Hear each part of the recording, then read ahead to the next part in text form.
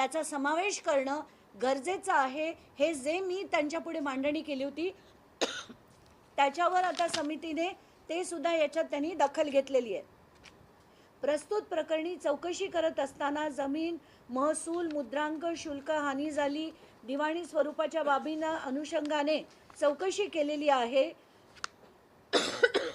याच्यात आता महत्त्वाचं येतंय, कुल मुक्त्यार पत्रधारक श्रीमती शीतल तेजवाणी व खरेदी करणारे अमेडिया एंटरप्राइजेस LLP तर्फे दिग्विजय पाटील. म्हणजे पहिलं त्याच्यात अमेडिया एंटरप्राइजेस LLP हे येतं.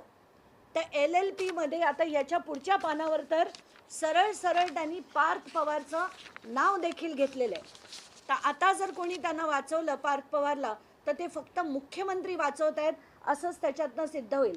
आत्ताच्या घटकेला जे समितीचा अहवाल आहे त्याच्यात पार्थ पवार, अमेडिया कंपनी हे सरळ जबाबदार आहेत असं समितीने त्यांच्या अहवालात म्हटलेलं आहे.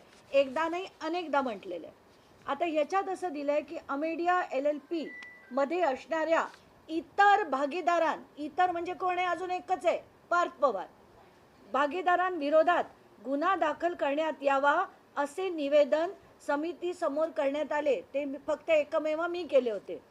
त्या अनुषंगाने समिती स्पष्ट करू इच्छिते की अमेडिया एंटरप्राइजेस LLPचे आर्थिक स्थितीबाबत भाष्य करणे हे समितीच्या चौकशीच्या क्षेत्रात दिसून येत नसून पोलिसांच्या तपासाचा भाग आहे. म्हणजे फडणवीसांच्या तपासाचा भाग आहे, कारण गृह मंत्रालय त्यांच्याकडे. अशोक गायकवाड 271 या लोकांना